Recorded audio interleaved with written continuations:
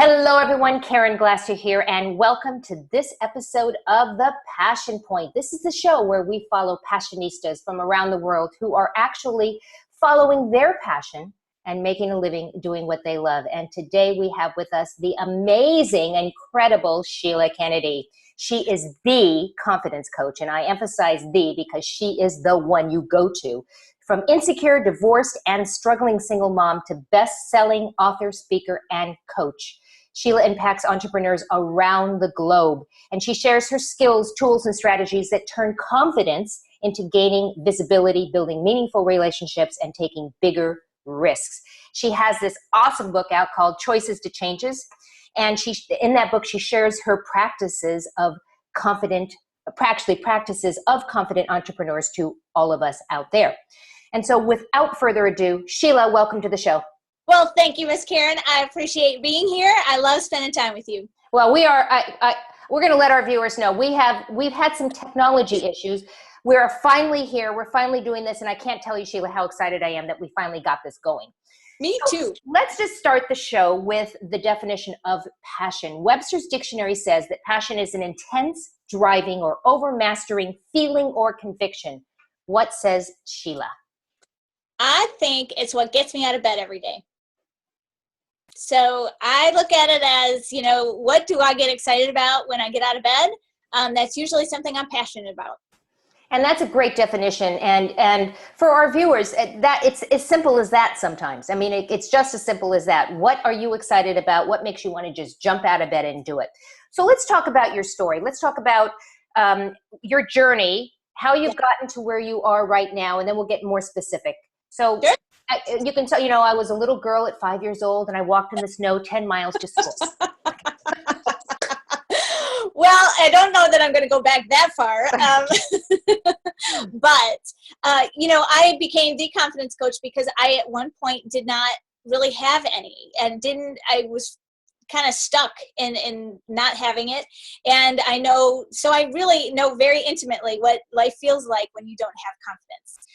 And what I will say, just to kind of clear up some things, is that throughout my career, since that time when I didn't have any, to today, I've learned that confidence is more than just self-esteem.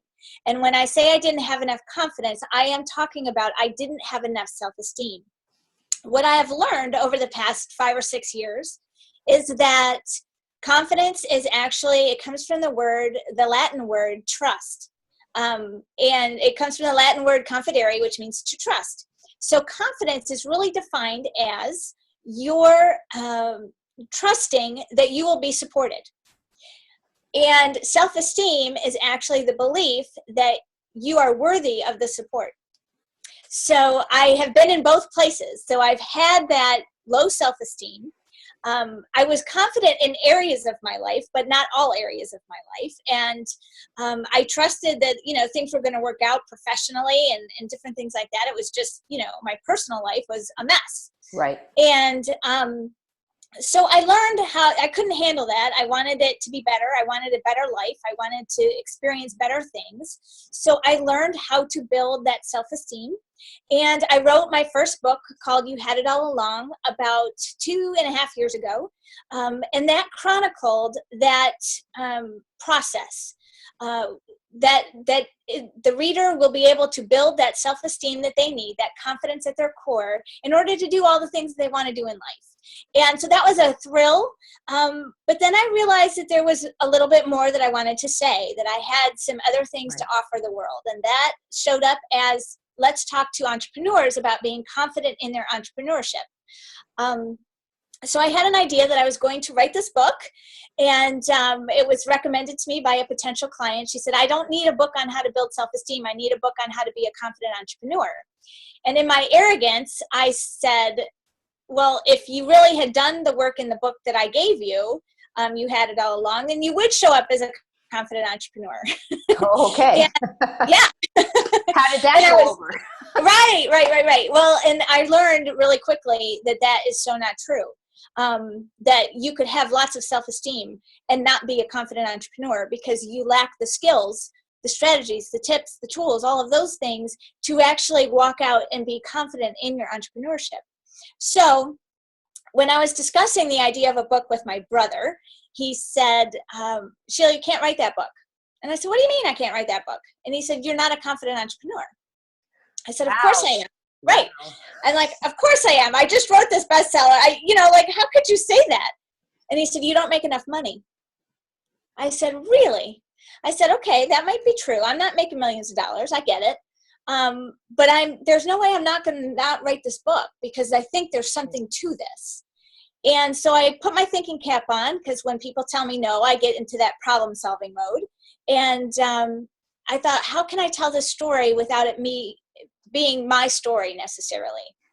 Sheila, And I find it interesting that your brother equated confident entrepreneur equals making lots of money.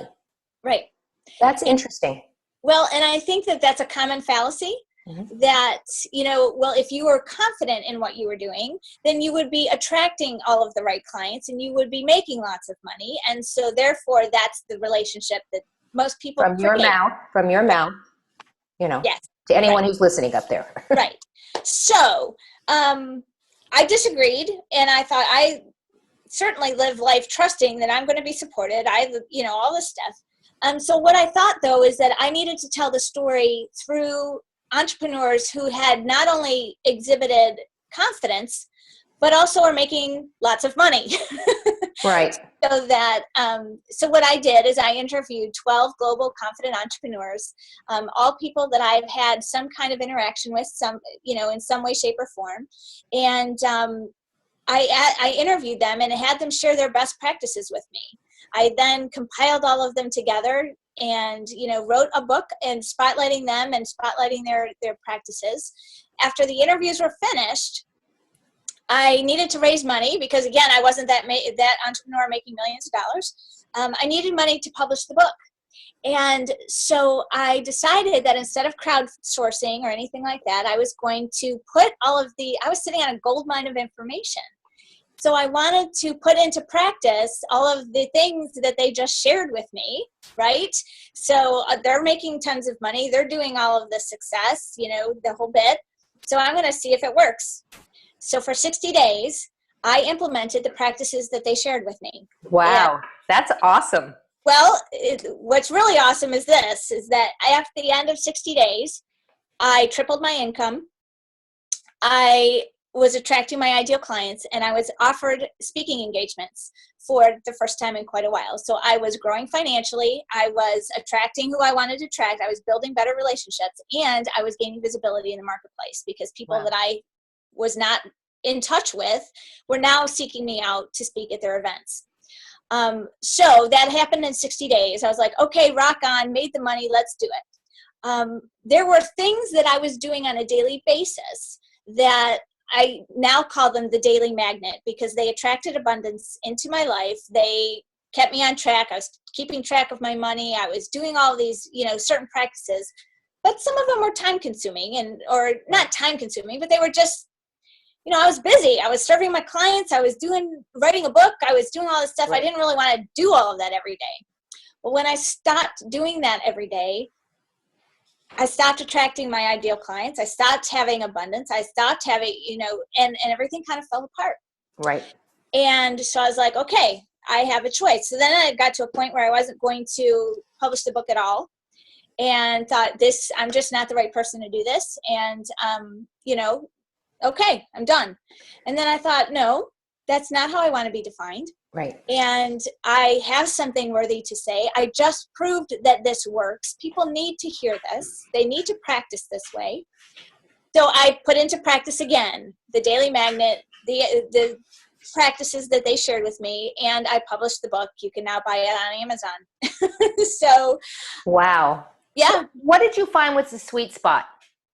The sweet spot is actually the intersection of 3 areas, and that is mindset, connections, and structure. And when those 3 things kind of are in line and they're organized, then you find that sweet spot where, you start attracting your ideal clients. You are making more money. You are growing visibility, you're growing financially, but it does take the intersection and organization of those 3 things. So you discuss, and I'm looking at a picture right behind your head of a zebra. Zebra is part of your brand. So what is the power of the zebra? Okay. Well, when I was kind of stuck in that junk way back when now, I was in a situation where I didn't think I had any choices to get myself out of it. I thought I was going to be in that, I was in that proverbial between a rock and a hard place. And I thought, oh gosh, I'm just going to get smashed. I have no choice. A friend of mine reminded me that I always have a choice. And I thought, well, I'm not so sure about that. I don't think so. I started thinking about it and I got myself out of the situation. It rectified itself in a positive way. And I realized that there's so much power in in our choices. And a few months later, I read a poem by Shel Silverstein, and it's the thing about zebras. And he had asked the zebra, are you black with white stripes or white with black stripes? And the zebra answered him with questions like, are you good with bad habits or bad with good habits? Are you noisy with quiet ways or quiet with noisy ways? And, it went on and on. But that poem reminded me that I have the power to choose. And nobody gets to do that for me, just me. And so when I see zebra print, that is what the reminder is. I usually use it as a visual reminder that I have the power to choose. And I can't always choose myself out of a situation. I always get to choose my reaction. I love that. I love that. So that's why that's my brand. And, choices are the cornerstone of our confidence. And so it just, it fits. It's absolutely a part of my brand. I wear it. You can see it's behind me, because I want people to be triggered and know that if they don't like what's happening, they always have a choice on how to react. That is so important. I mean, if that's the only thing that our viewers get out of this conversation is that they have a choice as to what to choose, what to do next, right? And that's really important. Now, you do have the claim that this book is going to help entrepreneurs grow financially, build meaningful relationships, take bigger risks, and gain influence in the marketplace. And I know you yourself did the 60 days twice, and that helped. So that backs up your claim. Are you willing to share one of the things that you did that helped in that growth? Sure. Probably the most significant practice was around money. In that I was tracking money. I'll talk a little bit about that daily magnet because I think that, I tracked how much money was coming in and how much money was going out on a daily basis, and I did this on Scratchpad. I had a spiral notebook that I was keeping track of. I also made sure that opened up every day with 3 things that I was grateful for. We're starting our day with abundance, and that really made a difference. Setting an intention for the day. That doesn't necessarily mean it's a to-do list. It's an intention. This is what I'd like to get out of today. And it doesn't necessarily have to be hard and fast. I have to talk to 60 people or whatever. I tracked all of my activities each day because, Keith Duturti, he was one of the entrepreneurs from the book. He had a great quote, action expresses priority. And so I wanted to see where my priorities were. And if it wasn't in line with what I thought it needed to be, then I could shift. So that was an important piece of that. Sarah Newton shared that you should not go to bed every day or close the business day until you've created or performed 3 money-making activities or revenue-producing activities each day. Not a whole lot, but just 3. And that was huge. That wasn't writing the book. That was, yes, that will generate income at some point, but that's not making my money today. So that's sending out contracts. It's having selling conversations. It's having sending out invoicing, things like that. So that there was continually, that was one of the things that was a problem for me is that my pipeline dried up because I was so busy and I stopped doing all of these revenue producing activities. So you're saying making the sales call, but if you didn't close that sales call, that would not be included in one of the 3, or is it included because you took the step in the action? Well, we did take it. I included that because it was, sometimes that initial no means not now. Exactly. So I did include that, but just to make sure that I was always, as you're attracting that, when you pay attention to the things that you want, you attract them. I love that. I love that. And one of my favorite sales book is called Go for No, Andrea Waltz and Richard Fenton. I know Andrea quite well. And the whole concept is, behind it is you fail your way to success. The more no's that you get, the more yeses you're going to get, quite Yeah. frankly. If you only talk to 5 people and your close rate is 10%, you're only going to close half of them, half of one. But if you then make 10 calls, Mhm. you're going to close. And the more calls you make, the more you're going to close. So that is a really good tip. And Yeah. you just keep making those calls. Yeah. So you are the confidence coach. The confidence coach. That's right. There's nobody like me. Well, we know that. We know that already. You are unique, and I say that with all respect to you. Thank you. I love the title, and I love that confidence that you have in saying, I am the confidence coach. And I think that's part of the whole thing, right? Well, yes. And I think, especially in business, as we're entrepreneurs, I think we have to find what differentiates us from everybody else in the room. There's 1,000 confidence coaches out there. Right. There aren't that many that have enough chutzpah, if you will, to say, I'm the confidence. I'm the only one. And it's absolutely true. There's nobody else like me. Nobody gets to bring my experience to the table. Right. Nobody gets to, just me. And that's going to turn some people off, and that's okay too. But I think that what I bring to the table is so unique. Yes. In that I have lived everything that I teach, everything that I share. I have that spirit of I don't let go of it until I have to, kind of thing. Yeah. And I share everything I learn. So that benefits that's what everybody. makes you awesome. That's Thank what makes you awesome. And it's funny because I call myself the digital diva. There you go. And I have that right before my name, before my logo for lack for a better word. So if you don't believe in yourself, would you agree? If you don't believe in yourself that you are the absolute bomb, boy, I just dated myself, did I not? If you are you are the best. If you don't believe it, who else is going to believe it? Right. Quite frankly. Absolutely. And that doesn't mean that we're arrogant about it. It just means that we're stating fact. It's a fact. All of these things I've done. Yes. It's not inflated. It's not, hyper, elevated. Right. It just is what it is.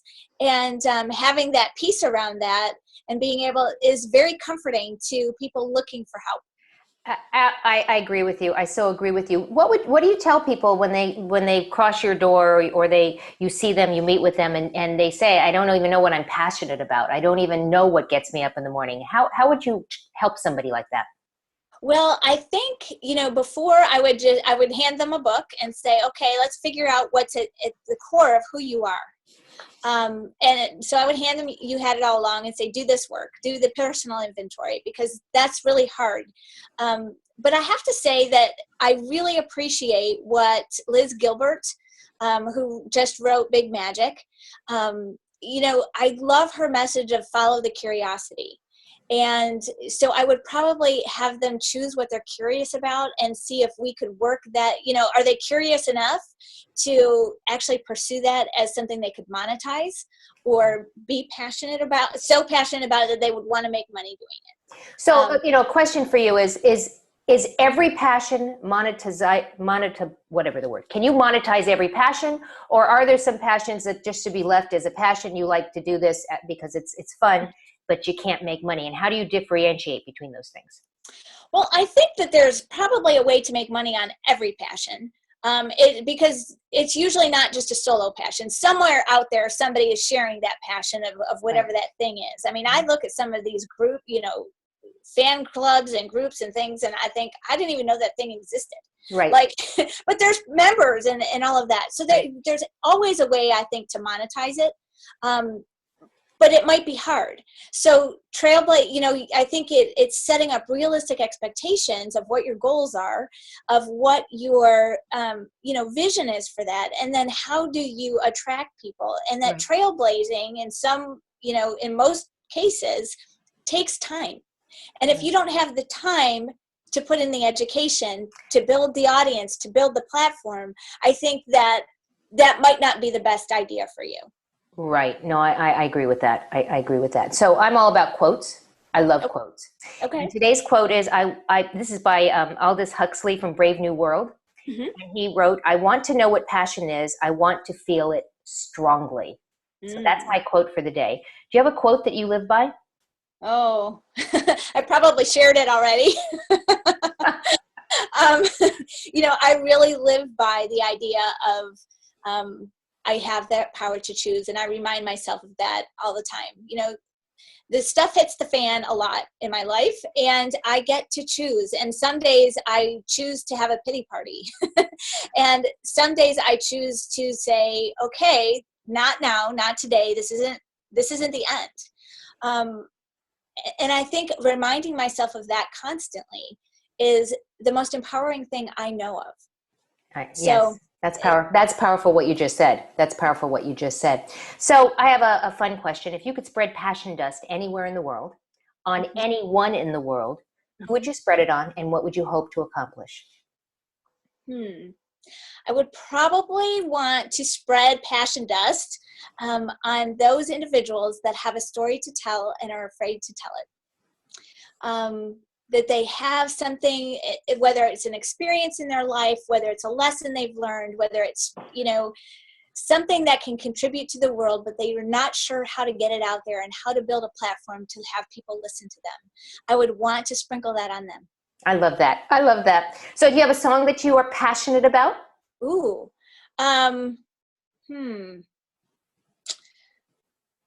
Of course, right now, I love, Demi Lovato's song Confidence, of course. Of course. So that's probably one of them. But I think that, I don't know. I'm sorry, I just sprung that on you. Yeah, I was going to say, Karen. I love, we make a song list of all of our guests that come on the show to see, what songs get them up and what they're, and they cross all boundaries. I mean, we have classical music, and we have the blues, and we have rock and roll, and we have all sorts of stuff. So it's amazing to hear what entrepreneurs love to listen to. Yeah. Do you have a guilty passion? I try to get away from guilt. So I don't have a guilty passion, except, what it used to be. What's really funny is that a guilty passion would be reading for me. I don't give myself the time to read because I continually think that if I had time to just read a book, just for the pleasure of reading it, then I should be doing something else. I could be making money. I could be, building relationships with people. I could be doing something in my business. I could be writing a new book. I could be doing, there's something else that I could always be doing. And so I very rarely give myself permission to read. And so now I've structured my business so that I actually get paid to read at this point in the game. That's great. It's funny because I totally relate to what you're saying. When I was growing up as a child, I was a voracious reader. I mean, I would read through the night under the covers as a little kid. Nancy Drew was my hero. Right. But as I've gotten older and as I got into the business world, I found myself only reading personal development and business books. Yep. To the point that I didn't even feel comfortable sitting down and opening up a fiction book and just read for the joy of reading. Right. And I just got Liz Gilbert's new book. I loved her first one, Eat, Pray, Love. It came at a really good time in my life. I truly resonated with it. So I'm finding now that I'm doing just like you. I'm actually putting time in my schedule and allowing myself, before I go to bed actually at night, I read just for the pleasure of reading. I used to sit there with my phone and answer emails in bed and the whole thing. It was like, nope, not doing that anymore. I'm now reading before I go to bed. And it's such a great habit that I'm developing. Right? Isn't that fabulous? Yeah, I love that. Yeah. Any thoughts, any last things that you'd like to share with our audience? How can people get in touch with you? How can they work with you? Where shall they go? Yeah, well, probably the best place is my website. That's www.confidenceatyourcore.com. Find me on social media. I'm all over the place. So I've got, Facebook, Twitter, Instagram, Pinterest, LinkedIn. And that's a great place because I like to share all kinds of great content and things like that. So, that would be the second best way. Awesome. So for all of our viewers. We're getting some technology going on with you right now. You just froze. Yeah. So we're telling our viewers, when you watch the show, look directly below in the run sheets. There will be all of Sheila's information as well as a copy of what we've talked about today, so that If you didn't hear the whole thing or you need to learn a little bit more, you'll know how to get in touch with Sheila. Sheila, thank you so much. I'm so appreciative that you spent time with us today. I know that our viewers have so many things to do and you have choices as to how to spend your time. And we want to thank you for spending time with us today. Have a great day, everyone. Sheila, you go out and have an awesome day and experience those zebras in your life and have confidence. And we'll see you next time on the next episode of The Passion Point. Goodbye, everyone. Bye-bye.